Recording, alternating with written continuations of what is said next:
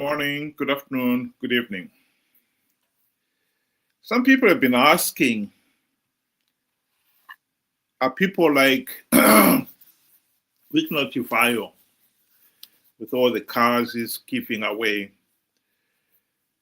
a blessing to the nation or a curse? The truth of the matter is, corruption is a cancer. And the fact that sometimes it's brought about by taking sugar-coated pills makes it only the worse, because people fail to react, to realize the seriousness of the problem. I would like to start this discussion with a video clip of Dr. Simba Makoni explaining some of the origins of corruption in Zimbabwe. What has surprised me, as we all can see, is how what you call the new dispensation, to what extent they can go to secure their power. Mugabe didn't put soldiers on the streets at all. He didn't put soldiers with live automatic rifle ammunition among the people. This dispensation doesn't hesitate to do that at all. So that is different. And to your point, which different, worse. Which to your point, which I was going to miss, which is fundamentally important, is that this was not about the people. Yeah. This was about them securing power for themselves. Exactly. And what comes with that. The Virgin Media Black Friday sale is here with our entertainment bundle. Sorry about that. Concentration. Concentration of power, but also continued contestation. Because wresting of power from the G40, as they put it, didn't secure power among themselves. Because the contest continues right now. Factions have not ended. But also because power is a means to an end. What is the end? Accumulation. 6 kgs of gold. Exactly. Exactly. So we've touched, Simba, on the issue of who we have become, the corruption. And the question I want to ask you is, when did we become so attached to material things like cars? Many cars for ministers, big houses, the big convoy that the president and everybody else has. Where did that come from? Is that who we've always been? I would say yes, Trevor. I recall very clearly that when we came into office in 1980, we inherited Ian Smith's systems. And Ian Smith's ministers drove Peugeot 504s. They drove themselves from home to work in their Land Rovers and all in kinds. Most of them were farmers. They parked their Land Rover and then they used the government vehicle when they were at work with a chauffeur. When they finished at night, they packed them and they took theirs to go home. Within the month of our coming into office, Prime Minister Mugabe then directed that every minister be issued with an E-class Mercedes-Benz. And the Peugeot 504s were retired to permanent secretaries, and the deputy ministers then took over. We can also look at many other things, small they may appear at the time. Let me hazard that even at that point, Enos Nkala was our Minister of Finance. I don't think we knew what budget we inherited from Ian Smith when the decision was taken to buy those E-class fleets for the ministers. So the material affection for material things has always been with us. And the differentiation also, even going back into the camps, Shefu, my comrades, Makada, were not the same. So much so that even today, when the so-called Minister for Presidential Affairs or Provincial Governor, as they were, goes to Bubi or Binga, they will be served separately and differently from the other people. The avarice grew as we began to exploit the opportunities of office. When I was in the government, the minister was allocated one vehicle that they kept, which was the sedan they used in town. If you needed to go off-road, then your ministry hired off-road vehicles from the CMED, and you were charged for it.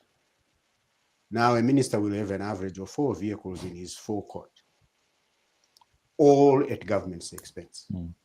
So the leadership modeled the wrong kind of behavior, and that kind of behavior permeated all across our society.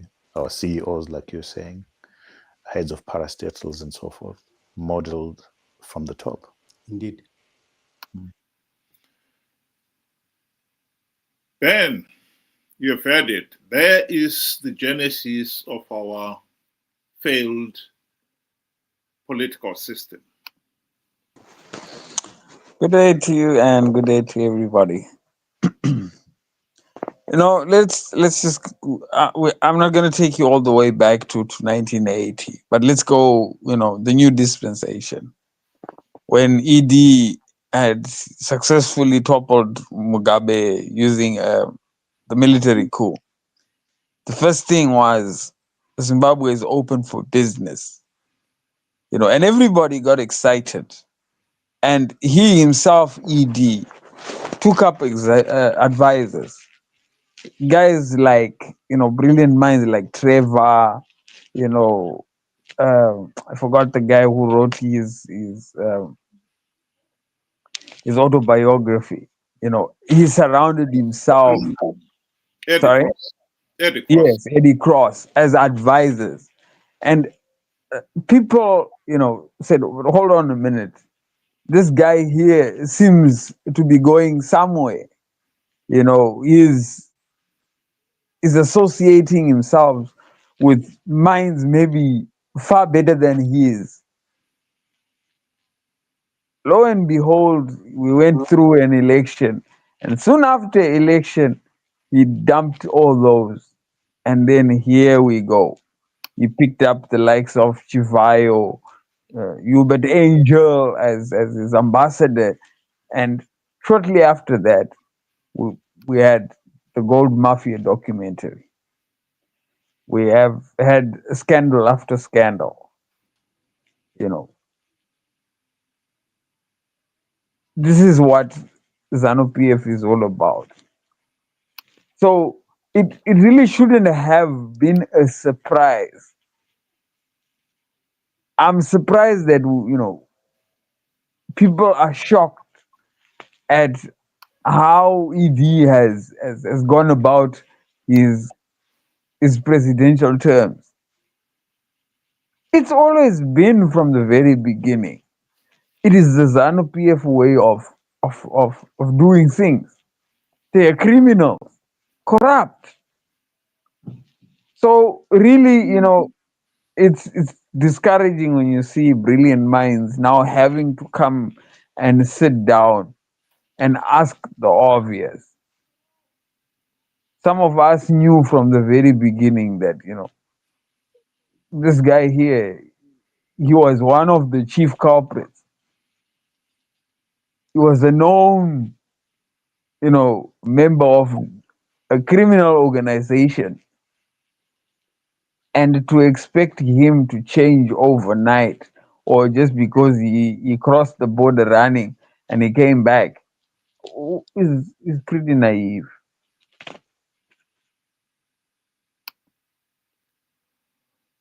I think one of the other aspects about corruption that some people are failing to appreciate here, as I mentioned at the beginning, is to fail to see the reality behind the generosity of some of these corrupt individuals. Many Zimbabweans, they have cheered and applauded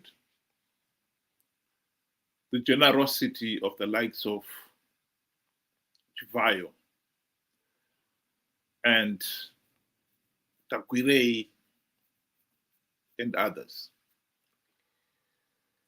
But when you look at it more closely,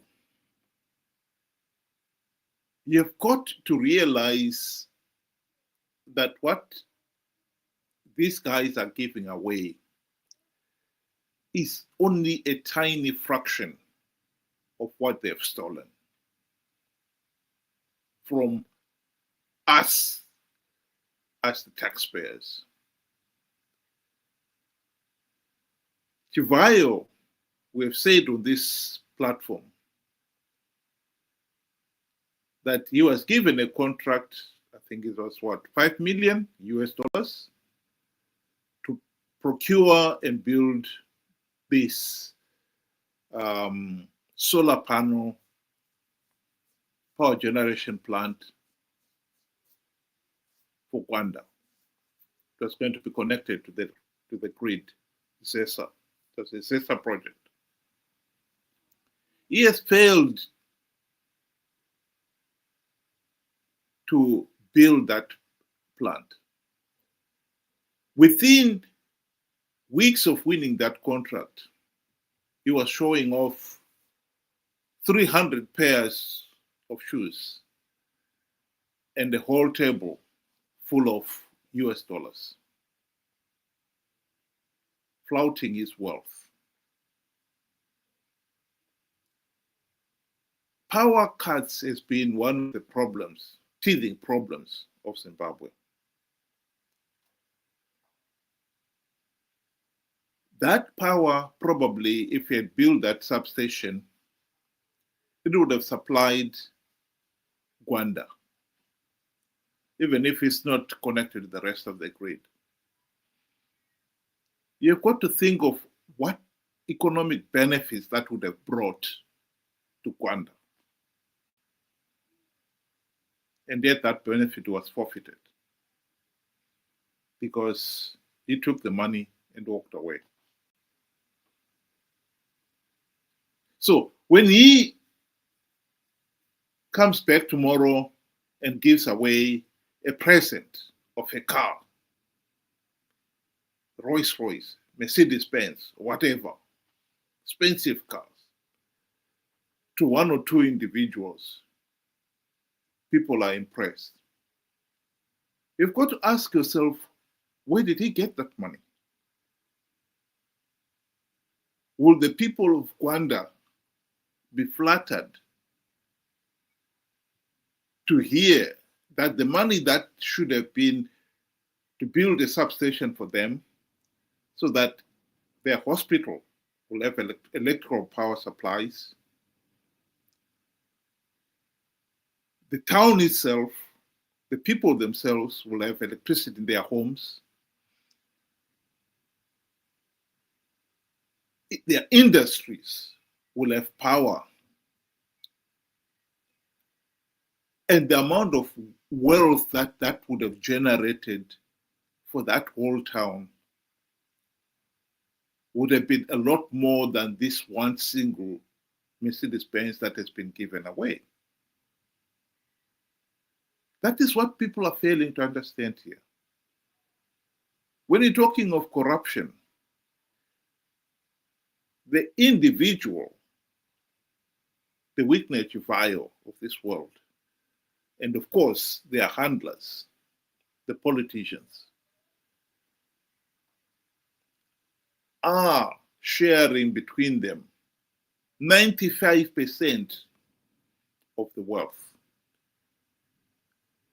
And at best, the ordinary people, you get the benefit of that wealth in terms of percentage, is probably 5%. That is what we are looking at here. It is a pity that some people have failed to see that reality.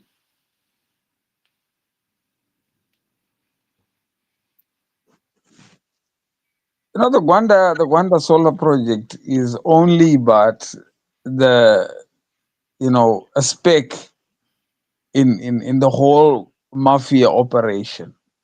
I mean, look, their own Zimbabwe Anti-Corruption Commission says that we are losing $2 billion annually to corruption. And I think that is an understatement, because if you go to the Gold Mafia documentary, it says we are losing 2 billion of gold only annually. We're not talking about lithium, we're not talking about platinum and diamonds and so forth. That's a huge figure. We cannot play down that amount of money that is being, siphoned by these guys. And I am surprised, how Zimbabweans, going about thanking Chivhayo for donating 10 ambulances, thanking him for giving their favorite musicians a car or something like that.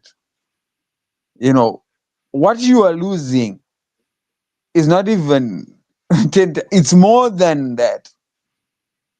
So him acting as if it's a charity, or we're a charity case when they are stealing way more. I mean, the Gwanda project, that was just 5 million. Take it. It's okay. You don't have to do absolutely anything. And he walked away with it. That is just a small part. During the elections, he went through, with these procurements, prices 20 times higher than, the cheapest products you could get. And that was okay. No investigation by Zach, but yet the South African government raised, banking system raised flags to say, guys, there's some serious illegal transactions that are happening here. Up to today, Zimbabwe has said nothing about it. So it goes back again to the Gold Mafia documentary. And in that Gold Mafia documentary, the key words that were used was, as long as number one is greased, there will be no problem. Just make sure you have the support of number one and everything is okay. This is why you find the Chivhayos, you would probably think he's the vice president because he's always next to number one. He's greasing it. And you can, the president himself is surrounding himself with thieves. We are not assuming. We are seeing it. Unlike Mugabe, where we said we had to chase him because he was surrounded with criminals. This one, we see it. The ordinary person sees it. It's unfortunate that, some people out there are still so naive to be saying, Sapatina, and all that nonsense, thanking Chivhayo for stealing them blind and giving them 2 pennies as a token of appreciation, which to me just shows how naive and gullible some people are. And unfortunately, we've got a lot, millions in fact, of people that are like that.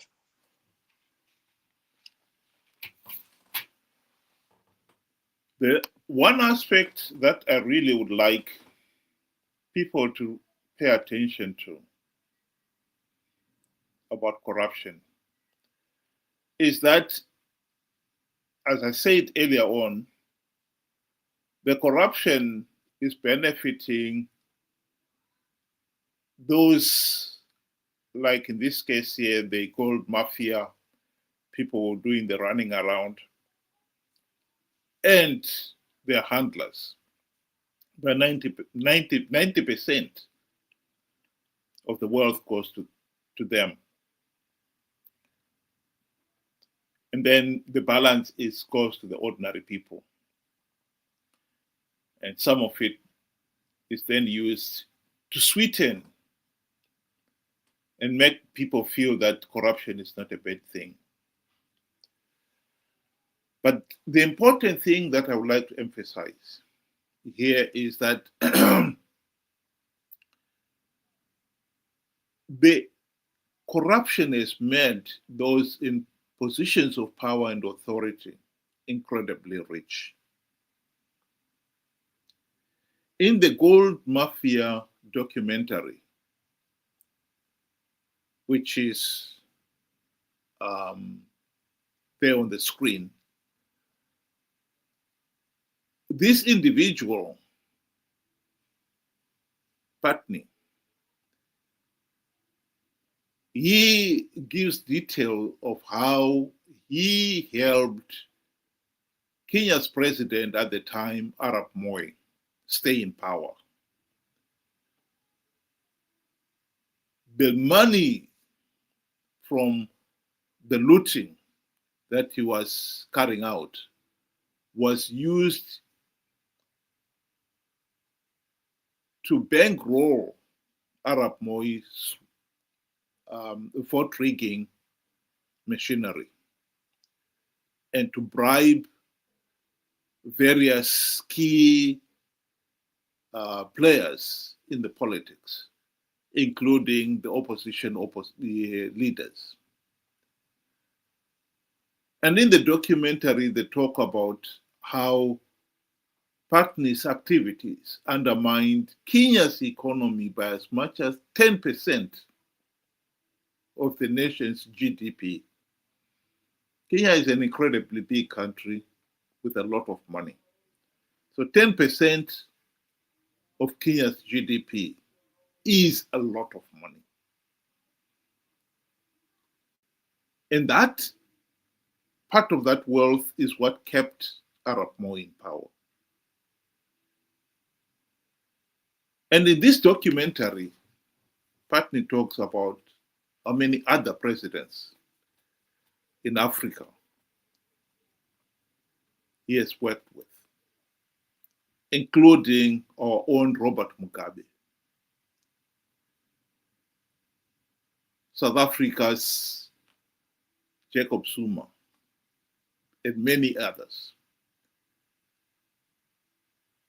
His reputation started to spread in other African countries. They realized that if they want also to stay in power, he is the man to deal with.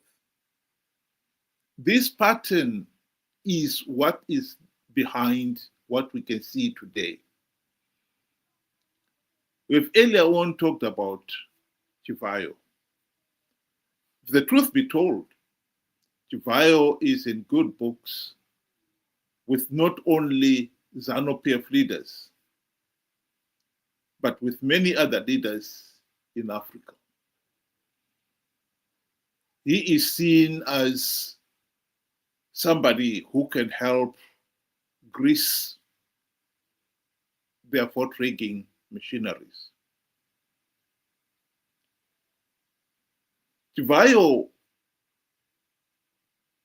we have learned that when VP Chwenga fell out with Chivhayo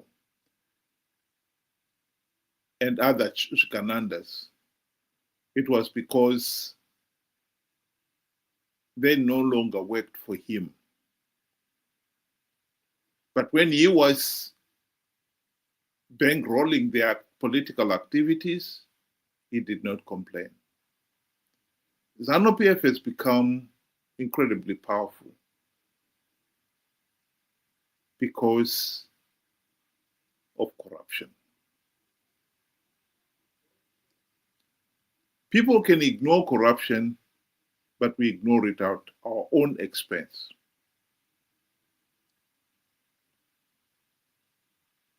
If there's anything that will stop any meaningful change in the country now, it is corruption. Because ZANU-PF has managed to corrupt literally every institution in the country. From the police, the army, the CIO, the judiciary, and the opposition. Corruption is a serious cancer that we have ignored at our own peril. That is my message to the people of Zimbabwe today. Thank you. Ben, do you want to give your closing remarks?